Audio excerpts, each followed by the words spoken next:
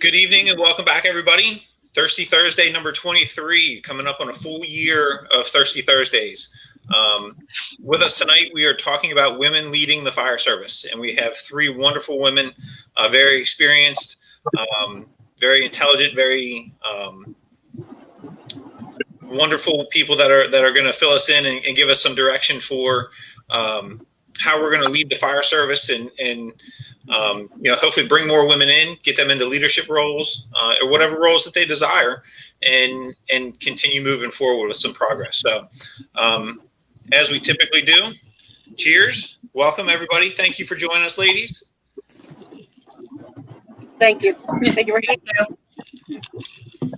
As we typically do, a little introduction. My name is Ben Waples. I'm a captain in the Salisbury Fire Department, Salisbury, Maryland.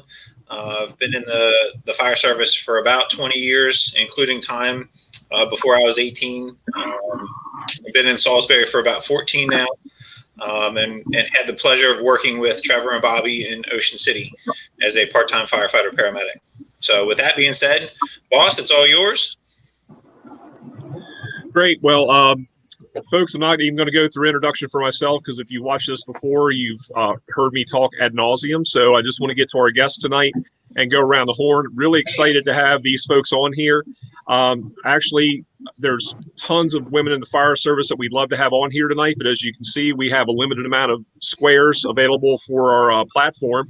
And we had to actually make some choices. And the three that are on with us tonight are probably some that I've known the longest in the fire service, and starting with Esther, with you, that's not going to go back how far we go back, but it's the combat challenge days back in Virginia, and we used to run that, and then you certainly have had an opportunity to work with all these folks on the screen, either directly or indirectly. And Chief Clemons, when she was down here in South Florida, you had the opportunity to work on her with some projects through the Chiefs Associations, and certainly Danielle back up in Maryland, and probably one of the most dedicated and hardest training people I've ever seen in my life, that will dedicate themselves in 90-some degree heat and just run everybody in the ground and put them to shame. So a lot of respect for the folks on the screen tonight. We want to make sure that we get to them, and we're going to throw some questions out tonight and just talk about the leadership roles in the fire service, and how it affects them as women in the fire service. And all of them are very accomplished. A couple chief officers. And Danielle, what are you, like a captain, lieutenant now, battalion chief? What you got to be something now? Nope. I am now paramedic with Spotsylvania County over here in Virginia. So you're the smart one of the group. You've decided to stay in operations instead of getting into the admin stuff. So good for you. But I guarantee with all your skill sets and everything else, you're going to have this stuff on the collar, if not tomorrow, within the very short period of time. And anyway, we welcome you all. We look forward to the conversation. So with that, let me kick it over to Bobby, and then we'll put it over to you folks for your introductions. Hey, thank you, Trevor. Thanks, everybody, for showing up, and thank you, ladies, for coming on board with us here to talk about some very important things in the fire service tonight. Bobby McGee, 33 years in the fire service, blessed to have been paying my bills for 30 years with it. Currently a lieutenant in Ocean City Fire Department, and very much looking forward to this conversation tonight, but I don't want to take up a lot of time because we got a lot of things to talk about. So, Trevor, you want to lead this thing? Oh, well, actually, let's go to look. Chief Clemons, you want to go ahead and introduce yourself? We'll go around you guys and hear what you're all about before we get started. Absolutely, and thank you all for having me on tonight. My name is Latosha Clemons. I am from the city of Boynton Beach, in which I served the fire department for 24 years, going through the ranks and serving as deputy fire chief. Worked with some of the best men and women there in Boynton Beach. Great leadership. A lot of my friends are still there. I currently am the deputy chief here in Forest Park, Georgia, under the direction of Don Horton, and we're doing some great things down here in Forest Park, Georgia. Thanks for having me. Danielle? Firefighter paramedic over in Spotsylvania County. Coming on my 17th year work as a volunteer. Only been in career for about 5 years now. Did about 3 years as a live-in in PG as a volunteer. and currently ride up at Christiana, Delaware as a volunteer. Thank you. Esther, round us out, would you? Yeah, hi. I'm from Canada and in Vaughan Fire Rescue Service. So 24 years there, currently station captain and acting district chief. So that's just recent, about, well, a couple months now. And just I'm loving the fire service. Love the career choice I took right from the start. Had a couple hiccups here and there, but I mean, who really hasn't? But for the most part, this has been the best career I could have ever imagined. So I'm very excited to be here. Awesome. Cheers. And congrats on the acting district chief. Thank you. And condolences. Yeah. Yeah, right. Oh, Yeah. also congrats to Danielle, recently promoted to paramedic. Yeah. Yes, congratulations. Congrats and condolences. All right. Well, obviously, some of our guests are very, very modest too, and I know they're being respectful of the time that we have tonight. But a few of the folks on the screen here are also fellow instructors. I know Chief Clemons has spoken at FDIC on more than one occasion, and as well as Esther, you've been an instructor for a long, long time, and Danielle, I mean, when you said 17 years, it made me feel horrible because I remember when you were a rookie, but that's okay. But one of the biggest things we want to really talk about is you're not only your path into the fire service, but where you've gone, because obviously all of you have been very successful. You've gone into not only the boots on the ground and operational level, you've gone into the administrative and leadership aspects, and we want to kind of get that perspective. We had this conversation just prior to going live. About a month and a half, 2 months ago, I had the opportunity to go down and be part of an assessment process for a paramedic and EMT class.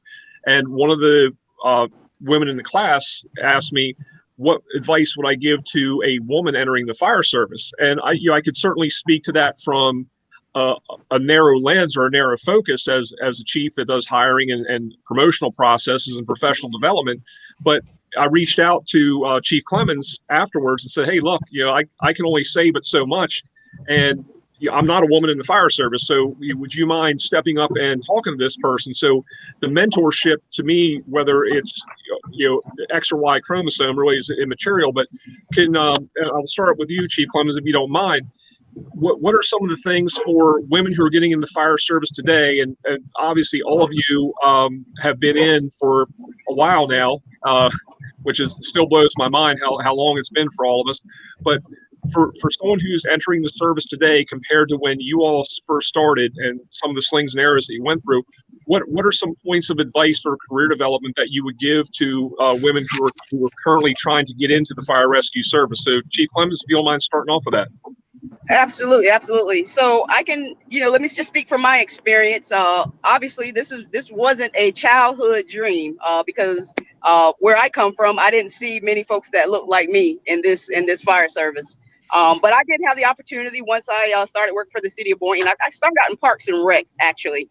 And Boynton at the time had got some new fire chief Floyd Jordan out of the city of Miami.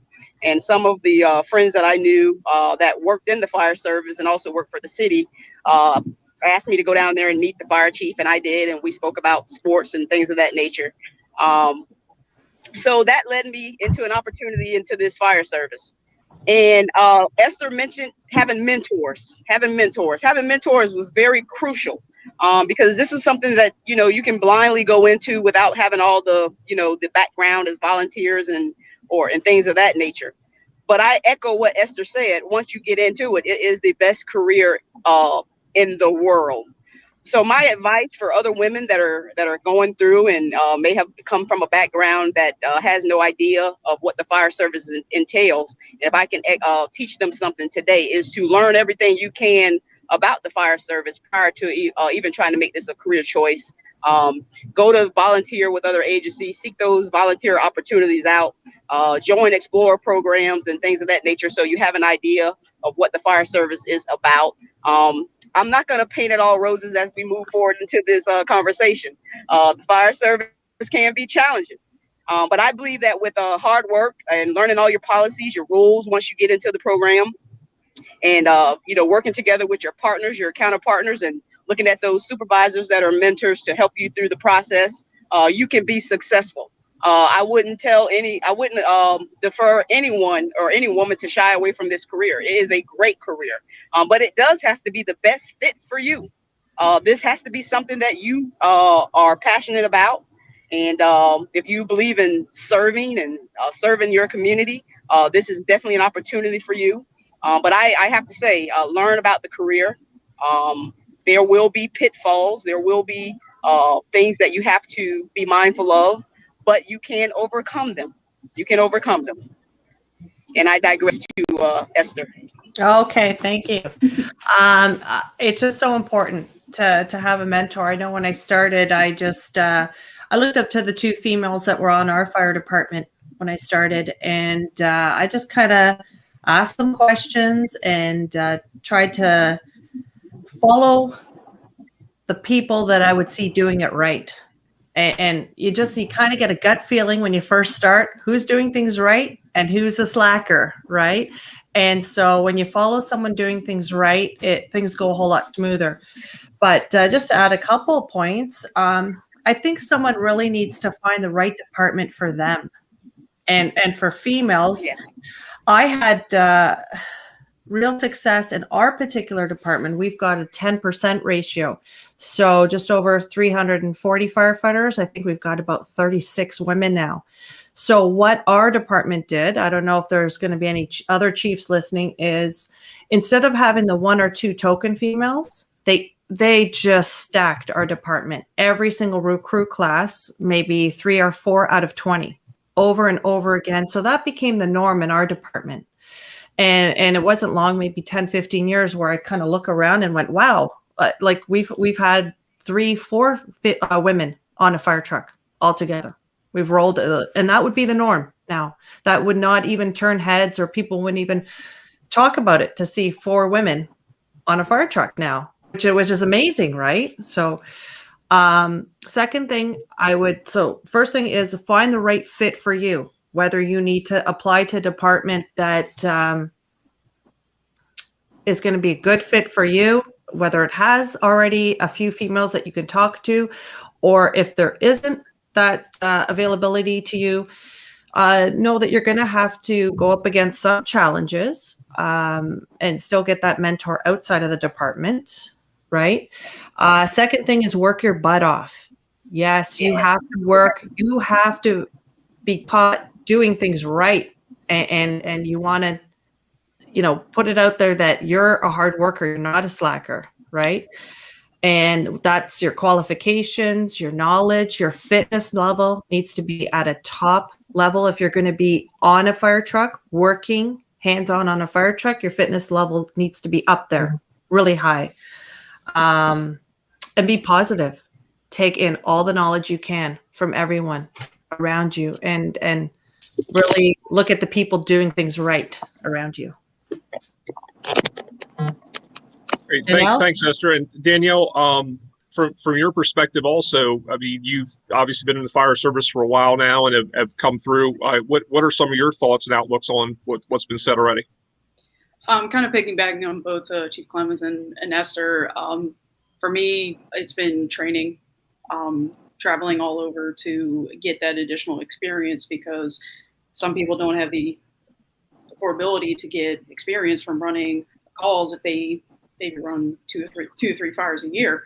So for me, that's been beneficial with trying to keep up with everybody, just trying to get the reps in, keep the skills up, and keep pushing forward. And volunteering has just helped with that as well. Just kind of piggyback on both of that. That's been, I think it's been helpful for me over the years. So I think that's definitely a big thing that could help other females as they're coming into the fire service, just so that they don't learn fire service. You can't do everything one way. There's more one way to skin a cat. So learning different ways to do things, different techniques on throwing ladders. It's not about brute strength, it's technique at times. So some of that can definitely help with the females in the fire service.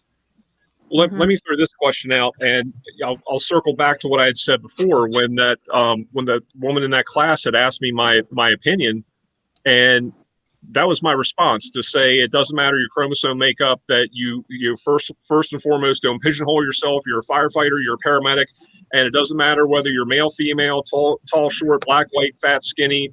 None of that stuff matters.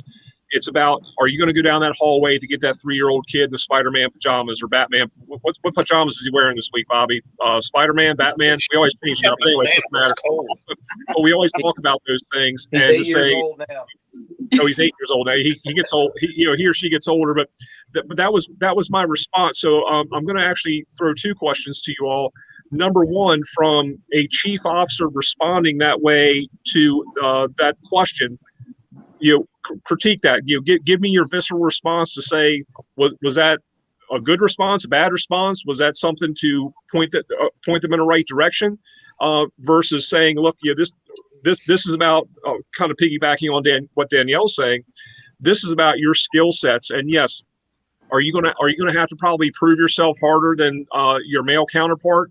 Yes. Is that right? No. But is that reality? Yes. And I'll give a quick example before you give the question. I've had a lot of respect for Esther for a long, long time, not only from the combat challenge days, but also FDIC and the training days.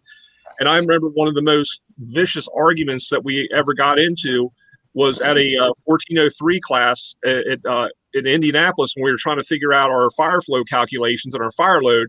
And Esther was part of our group, and we'd all calculated our own things. And I had my gallons per minute, and the 3 or 4 other folks, we were all within a couple gallons of each other.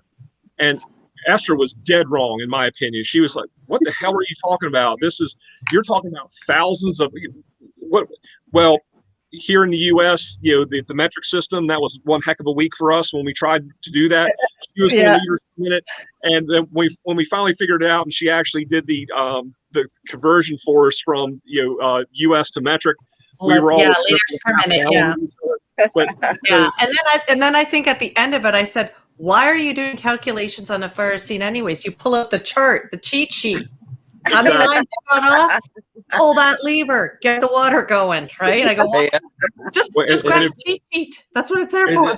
For 3 a.m. And in fairness, at the end, she said "a," but that's a Canadian thing. But from your all's perspective, here we as chief officers are going to have people from all different backgrounds come and ask our thoughts and opinions, and we're trying to give them sage advice.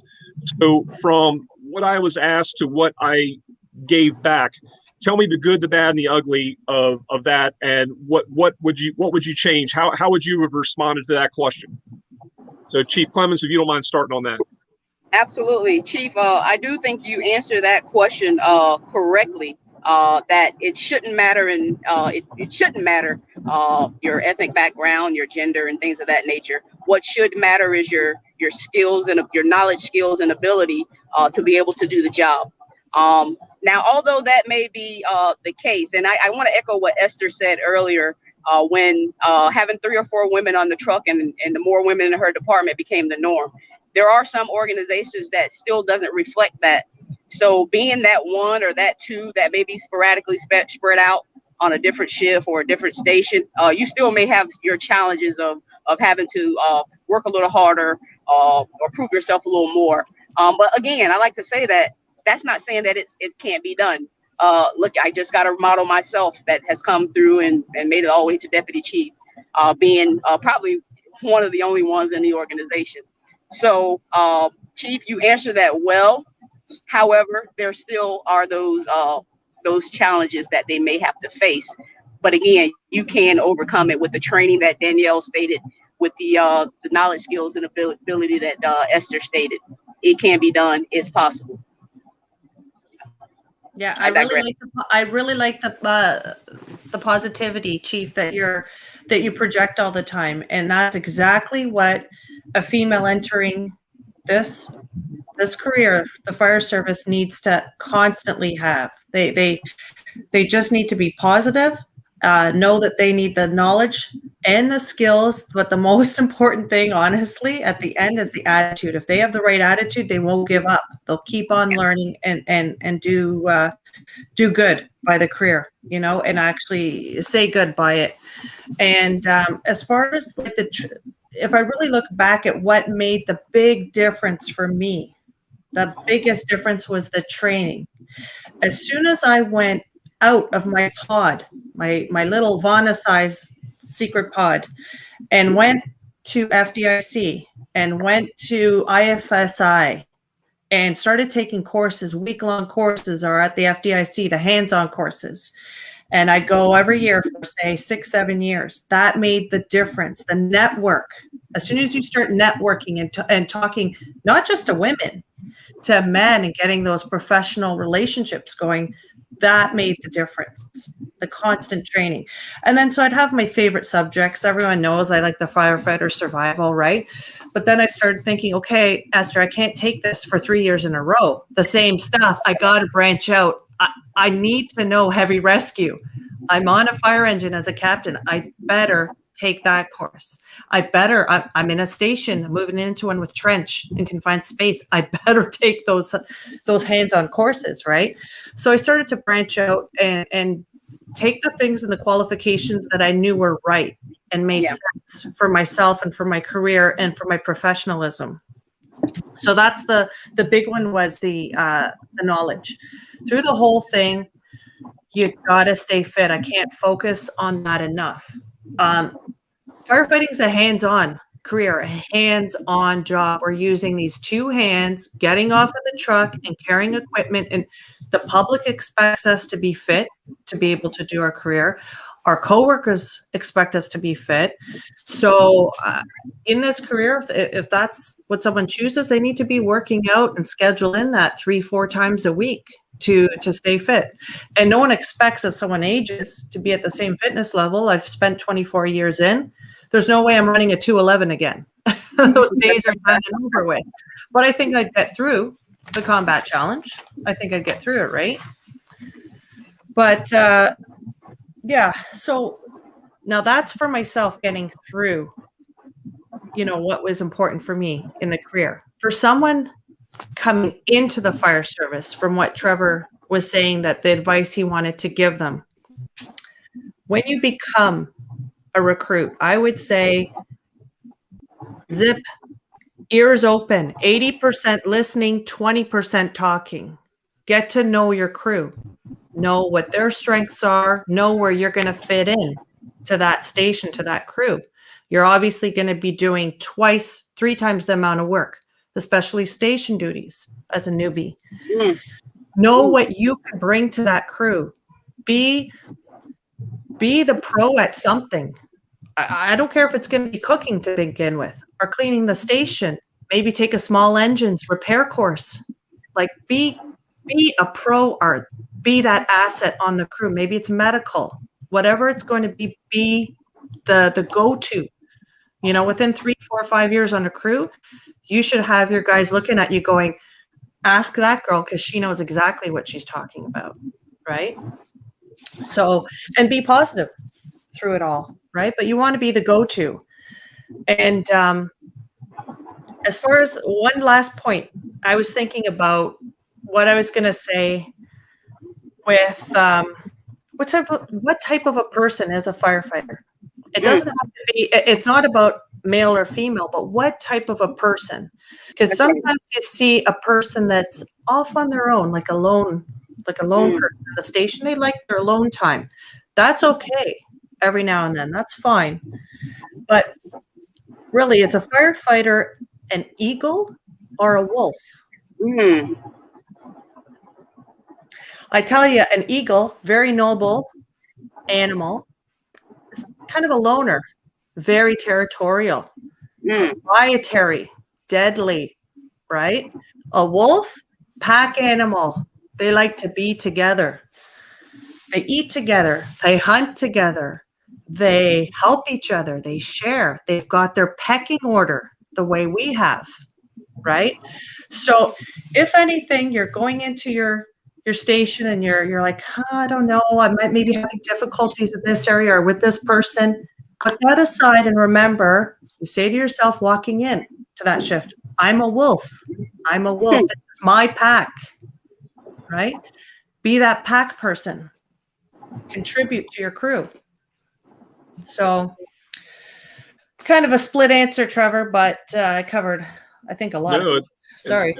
No, that's a phenomenal answer. And I usually look to Bobby for those really deep and thoughtful answers. And, Bobby, I'm sorry she stole your thunder, but Danielle, we'll put the same question to you. And then, I've got a follow-up question after that. And I want to kick over to Bobby and Ben for some questions too. So Danielle, for you, the same question. If that was the question that came to you from another woman in the fire service, how would you respond to that? What are some goals that you could set for them, or some steps that you could give them to succeed in their very first initial steps in the fire service? I think it's definitely essential to have a mentor to look up to, because they'll definitely guide you in the right way. And if some of the females coming in, they don't have another female that they can rely on, have somebody that has a little bit of seniority or further up that they can rely on and teach them the ways. And also piggyback on what Esther was saying, again, with my training, the networking that I've gotten over the years from all the classes that I've taken has been astronomical. And, I've picked up things that Esther likes to do that I'll do, and I'll try and incorporate that and just take bits and pieces of everything and try to mold it into what works for me, and feel like that will help out and broaden your horizon over your career.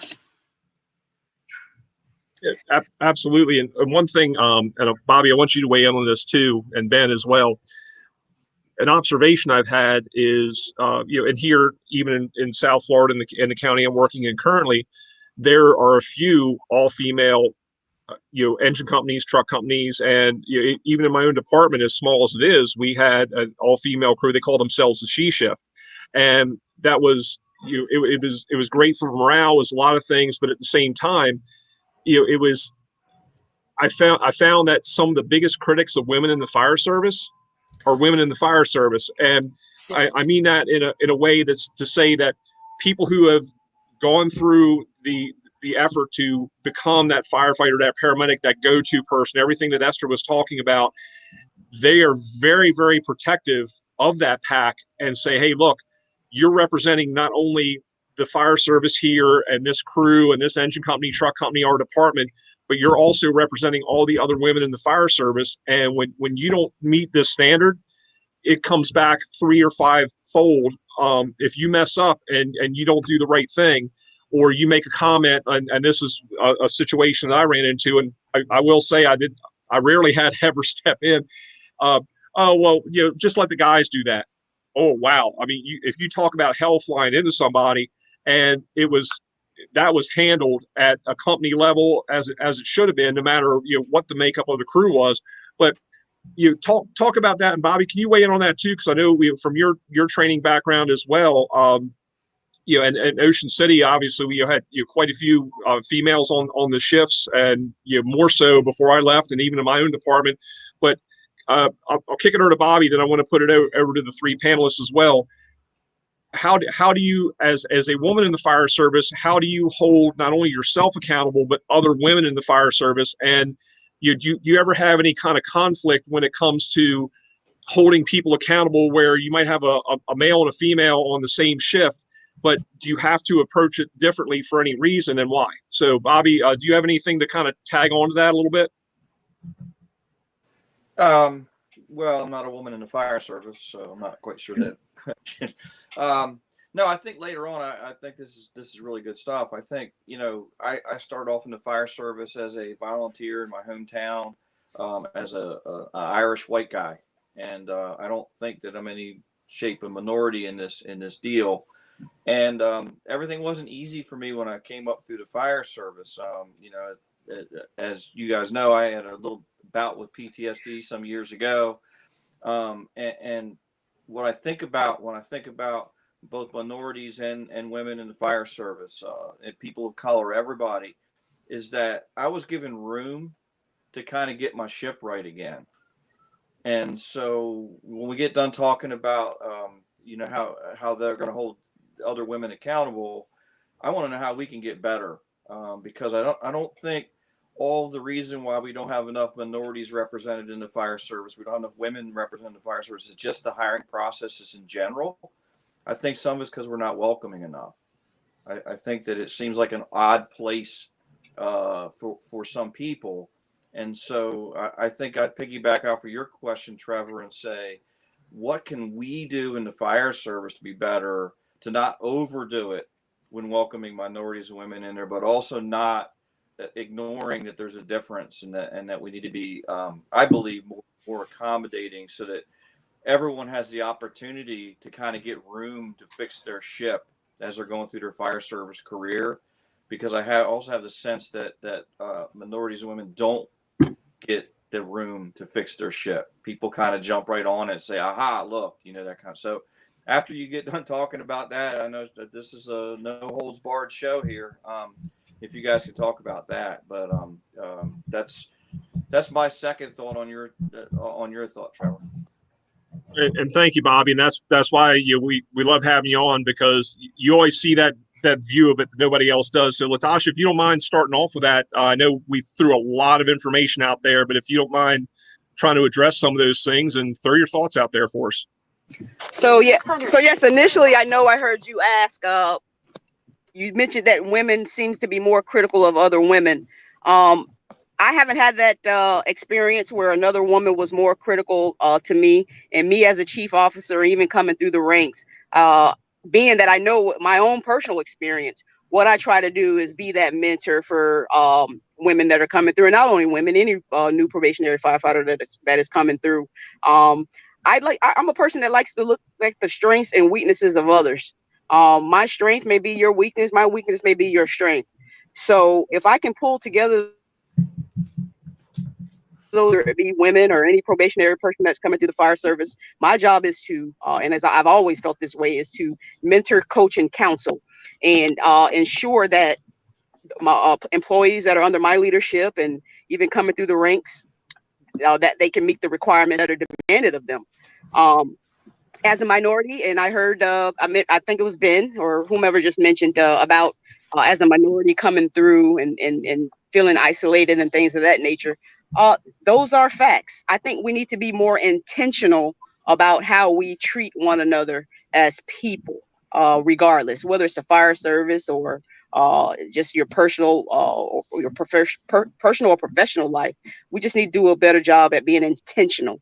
If we're wanted in these businesses and in these careers, and we're representing the communities that we're served, number one, we're all wearing the same patch. We're all wearing the same patch. And when we're wearing that patch, we're there to serve the mission of the organization. So if we can become more intentional about how we treat one another, I think the better that we'll be organizationally and how we're serving not only the community, because we're great when we're running on the calls. It's when we're in those stations, it's when we're behind those walls that we need to be more brotherly and sisterly, more opportunity for that. So I'll digress to Esther. Okay.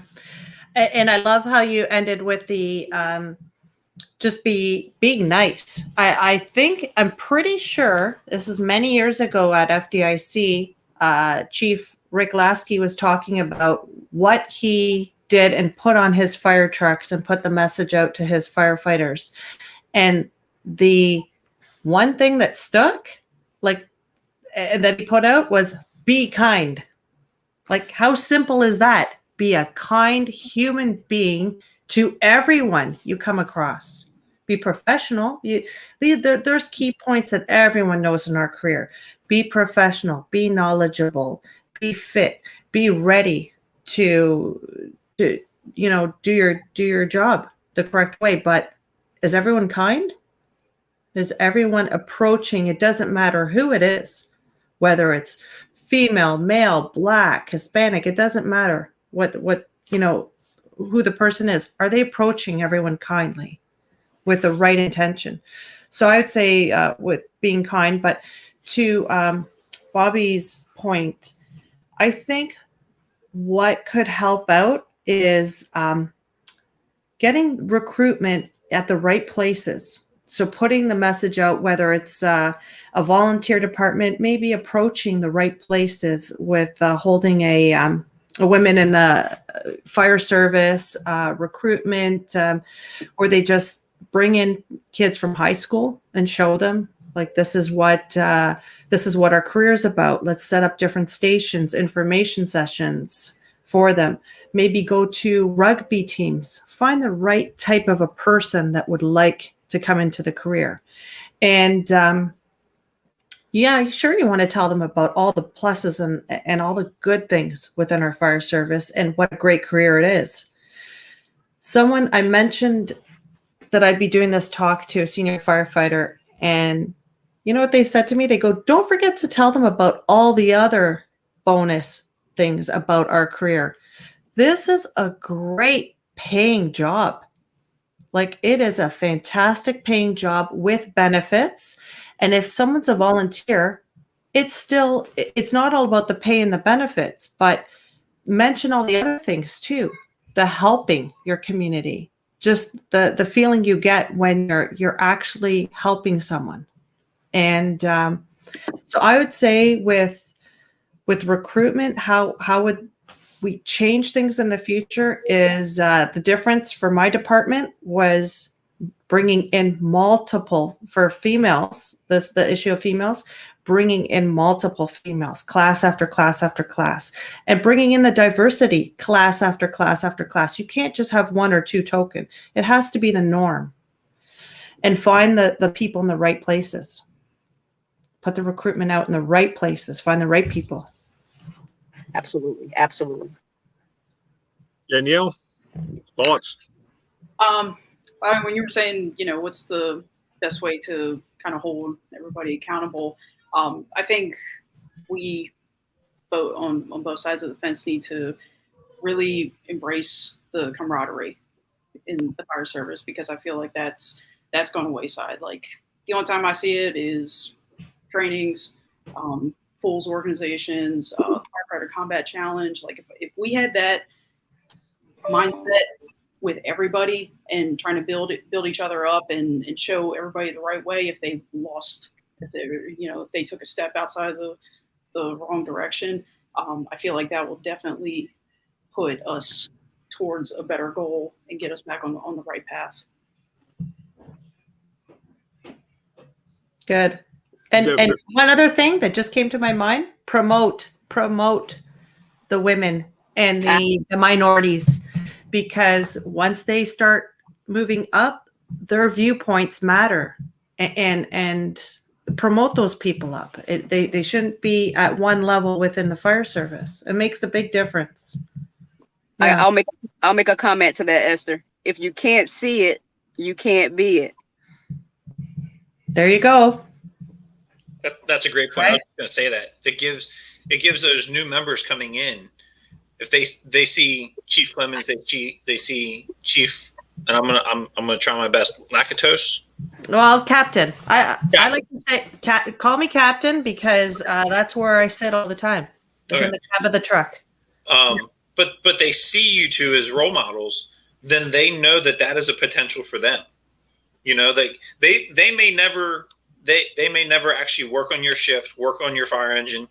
They see Chief Clemons come by for, a station inspection, or they see her on a call, and they may never have any interaction with her or with anybody, but they see that as a potential, and they say, you know what, that's going to be me. Mm-hmm. I'm going to be the deputy chief. I'm going to be the captain. I'm going to be the fire chief. And what's stopping them? It's whatever. If they have that drive, they can do all of that. And that's what, that's awesome right there. Like Chief Clemons said, if they can see it, they can do it, Yeah. Hey, Ben, one of the things to kind of throw back at you on that too is, I look at the combination fire service, the volunteer and career, and one of the biggest, I think, turmoils that we see in the combination system is becoming an officer. And one of the things we had to realize is that there's very, very capable volunteer members and very, very capable career members, but their pathway to get to that, obtaining that officership is different because that volunteer is working 40 plus hours a week and having to gain their training outside of their work, whereas typically the career person is doing it as part of their work or as part of an initiative that's being done internally. And one of the things, and I heard this comment come from one of the women that we used to work with in Ocean City, actually, some years ago. And she said, there's a lot of soft bias in the fire service. And I said, what do you mean soft bias? I didn't understand what that meant. And she said that, well, when they start creating different standards for, whether it's based on ethnic lines, gender lines, anything else, said it's okay to have, like you all said, this is about technique. This isn't about your bull strength or chromosome makeup or anything else. Can you or can you not do the job? But some of that soft bias that she had referenced was basically saying, don't give me a different standard. Either I meet the standard or I don't. But there's you might choose to climb steps 2 stairs at a time. I might choose to climb them 3 at a time. But at the end of the day, do we both get up to the top of the stairs of the high-rise pack? Fair point.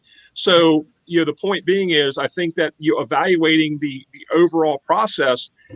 So what are your all's thoughts on that? Because I thought that was a very interesting point that came from one of the women in the fire service to say, look, don't have a different standard for me, but understand that just like everybody else, if there's somebody who's 5'0" in the fire service and someone who's 6'4", their techniques are going to be different. But if as long as they can achieve the goal and the job performance requirement, it doesn't matter. So where do your thoughts fall on those things as far as some of the not only entrance requirements, but also the JPRs that we have for day-to-day operations? So I'll start with that. Most certainly, I don't believe, and I would hope that no woman entering to the fire service wants a different set of standards. I would hope that every woman that's entering the fire service that are doing it based on the knowledge, skills, and ability to achieve the common goals of the organization. I'm a 5'1" person. Chief Jordan, when he hired me, he stood about 6'7", 6'9". I looked at him. I said, Chief, do you really think that I can do this? He came around, put his hand on my left shoulder and said, Latosha, at the time, you can do this. Entering the fire service, I had a step stool because guess what? As an officer, you got to be able to go and open those elevator shafts and things of that nature. So I had a step stool until I had a firefighter that stood about 5'8" and was able to do that job. But again, Chief and Bobby, I don't believe any woman in this business wants to have a different set of standards. I just think they want the opportunity, equal opportunity, to be treated fairly, to be treated kindly, and to get in here and be judged and be evaluated based on their ability to do the job. You're not asking too much, are you? Not asking too much, sir. Esther, what do you think? For sure. Exactly what Latosha was saying. You need to come in with the mindset that you need to meet that qualification. You need to take the CPAT. And I think with you guys, it's the NFPA 1582. I just wrote it down.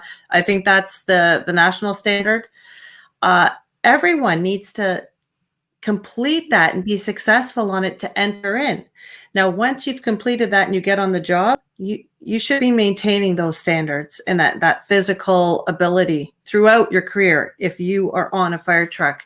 But that being said, too, find your niche within that crew. Like if you are shorter, like you're mentioning with elevator calls, or if you're taller, or like find your niche. Everyone's going to use their body in how it works for them.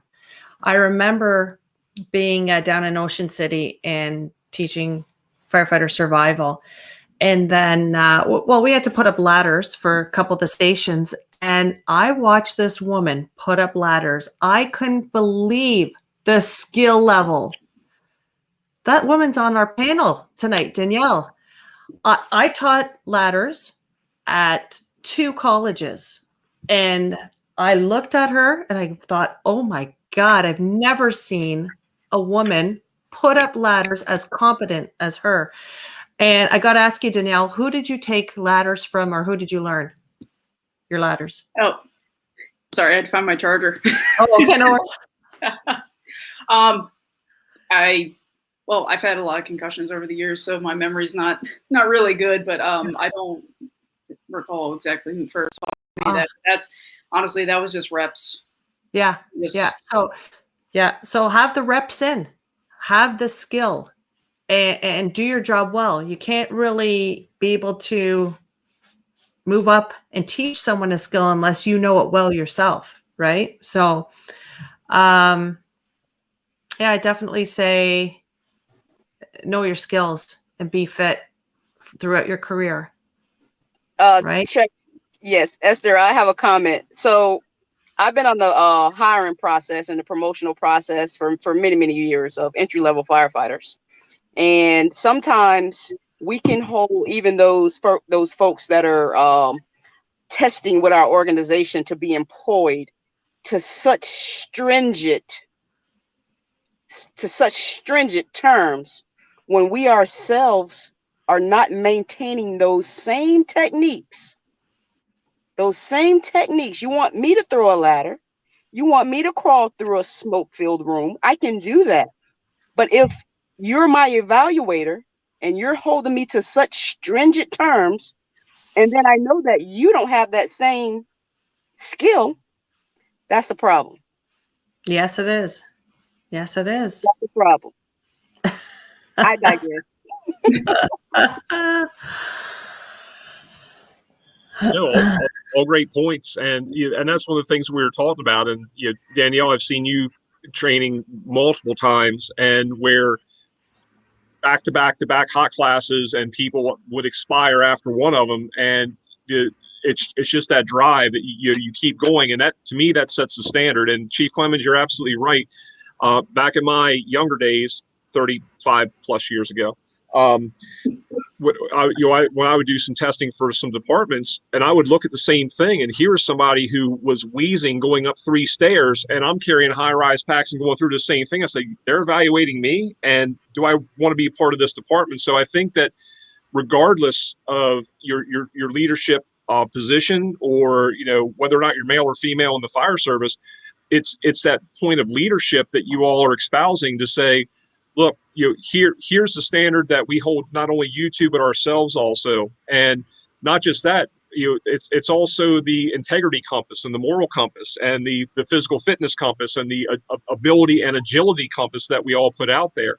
So with that, Bobby and Ben, if you don't mind, I want to kick over to you. Do you guys have any specific questions you want to throw out there? Because on that same track a little bit, we see people in the fire service that kind of divert a little bit later on in their careers. So what are some questions that you would have for the panel that would be good advice for people who've not only been in but also trying to go forward? But before we go there, I just want to draw everybody's attention to the comment that's on the screen. Instructors need to be able to teach skills with someone else's body. Teach the skill as if you had your student's body.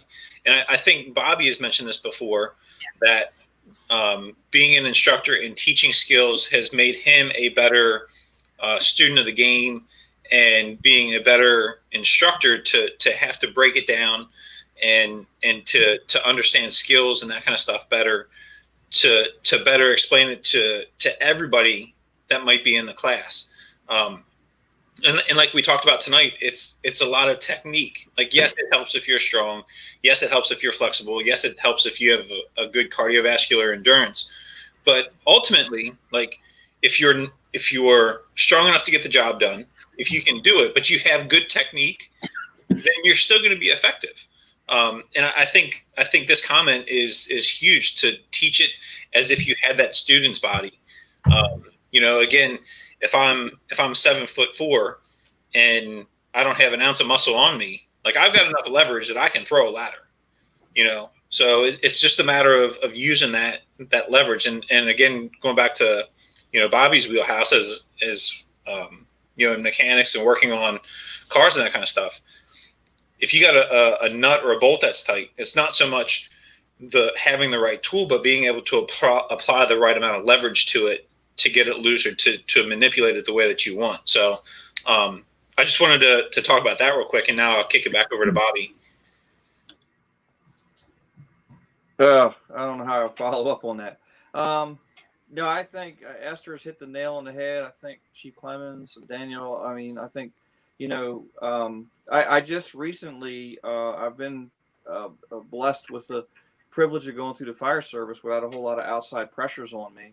And all of a sudden, as I've gotten a little bit older, all of a sudden I've become kind of one of those minorities. A lot of the guys have retired off the job and stuff. And so at 55, that ability to try to stay in shape is all of a sudden paying huge dividends for me. And so I really do think that, it doesn't always make sense when you're in your 20s to work out or stay in shape. Sometimes not in your 30s, it doesn't make sense. And you're going down a bad road when your workouts are always with a physical therapist after an injury. That's probably a bad sign. And I've had plenty of that.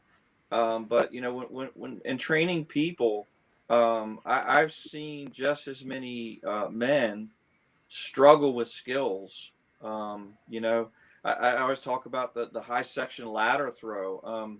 It's a very specific set of muscles that nobody in the gym works on. So I've actually had really big guys come out of the gym that taught them that the first time, and they're like, "Oh, I'll try it." And they could kind of muscle through it, but not very good technique, like Danielle talked about. And the next day they said, "Man, I couldn't move my arm. I couldn't do it." And firefighting has got very specific skill sets. Most of them not very ergonomic either. But it's got very specific skill sets and muscles and things like that. But the last thing I'll close with is, there's a guy named Stefan Svensson, a big fire science guy out of Sweden. And I met him out at FDIC. And, he always said, you got to have the heart, the mind, and the hands. Those are the three things you need for firefighting. You got the heart to go down that hallway. You got to have the hands to be able to do it. And you got to have the mind to know how to do it. And if you could put those three things together, and he didn't attach it to any sex, he didn't attach it to any race. He just said, you put those three things together, everything else will just work out fine for you. So that's I always kind of relax on that thought. However, I got to tell you, this eagle wolf thing is pretty cool. I have never heard that one before. That's you're right in the running there, Esther. Good. Thanks.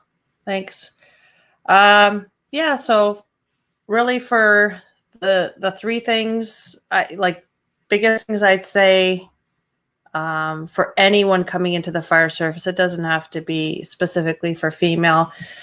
Keep your qualifications high. Always be looking forward to new training opportunities for your qualifications. That's really where I took off is going to the IFSI, taking that officer course, right? Taking additional courses that interested me, and then fitness. If you're on the trucks, staying fit and gaining new knowledge, right? That's a training thing too. But with your crew, be a part of the crew. Be a go-to on something for something on that crew, where they're gonna want to look to you, right? Be positive and be a go-to. Help people out on the crew.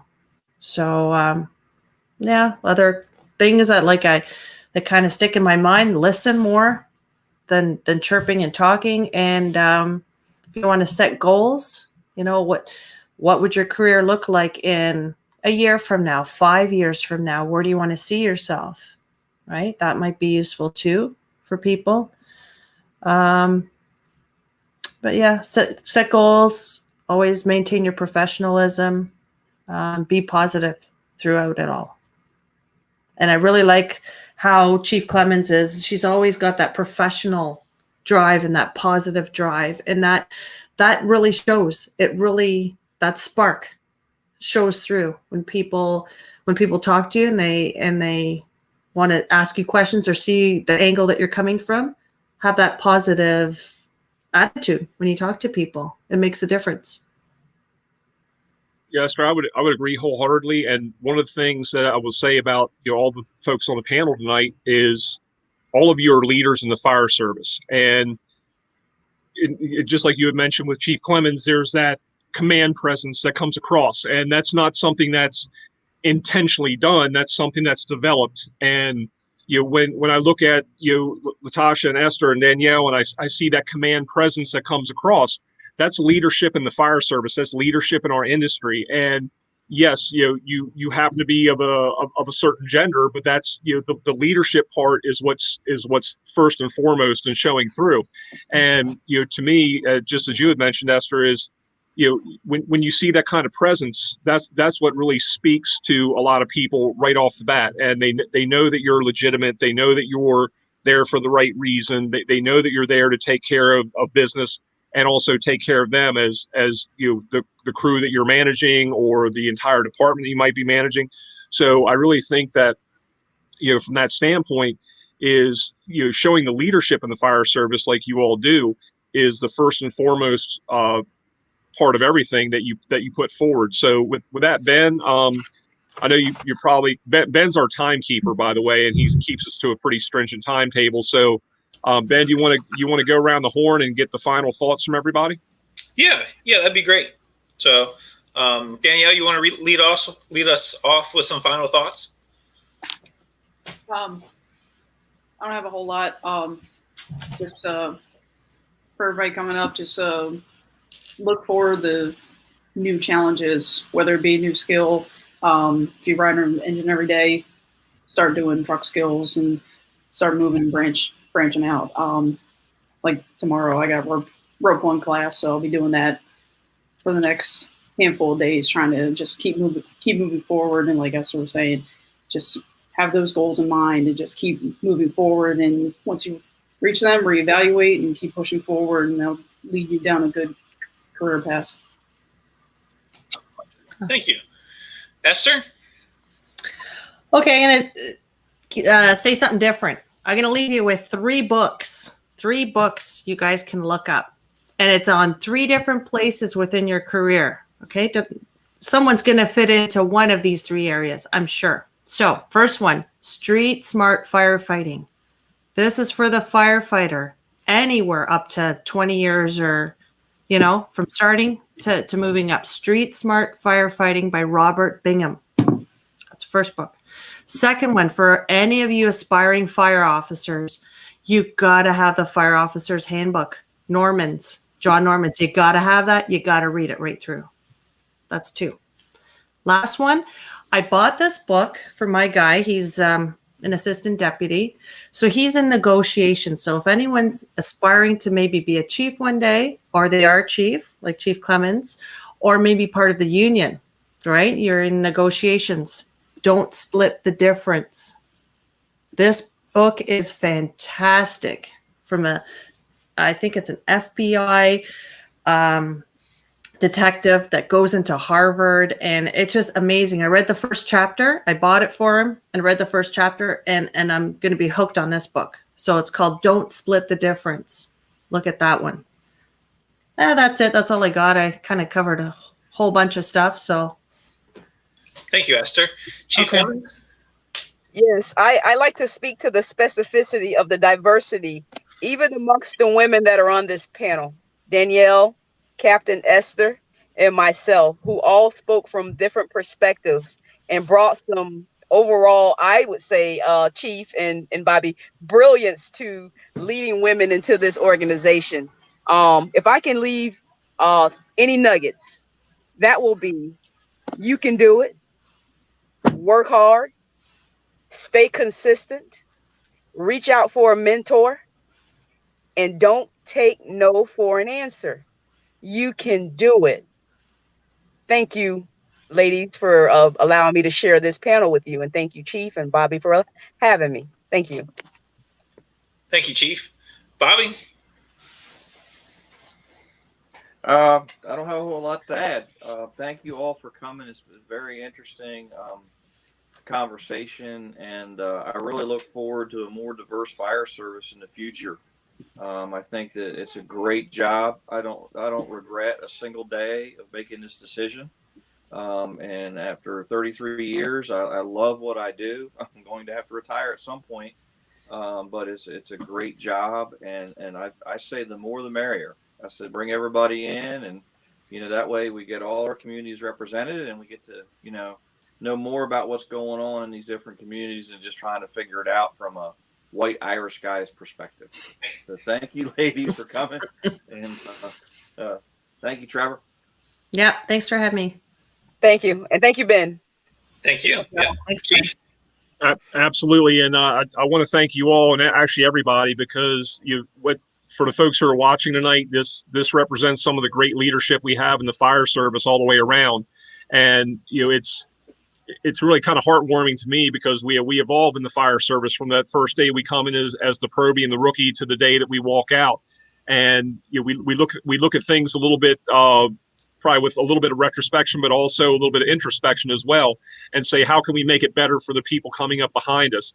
And, again, there's so many great people out there in the fire service that we've had on these shows. And when we talked about, fire service leadership, and then specific to, women leading in the fire service, there's so many out there, but the three of you that are on here I have a great deal of respect for. I've known you all for quite some time. Actually, Chief Clemons, I've known you for the least amount of time, but also have a great deal of respect for you. But from having to be able to work with you, and Danielle and Esther as well. So we really appreciate you coming on and sharing your thoughts. And this is just like anything else. It's almost like a virtual FDIC. This isn't the ending. It's kind of a beginning. So I know that the folks here are more than willing to share their thoughts, especially with mentorship. I had a call last night, for example, from one of my friends who I've not seen in years. He's in the federal fire service and is thinking about taking a job down here. And it's just to have that ability to network and talk. And you're looking back at all the training that you all have done, and some of the conferences that you've taught at, and the people that you've already inspired and probably don't even realize that you've inspired and given good sage advice to on all parts of the spectrum. We appreciate your all's leadership in the fire service, and we thank you very much for everything that you're doing and all that you're going to continue to do. So with that, Ben, let me kick it to you, and you can kick us out of here. All right. Well, again, thank you, ladies, for joining us. It was a wonderful show. I know the guys have already mentioned it, but I truly enjoyed this. This is probably one of my favorite shows so far.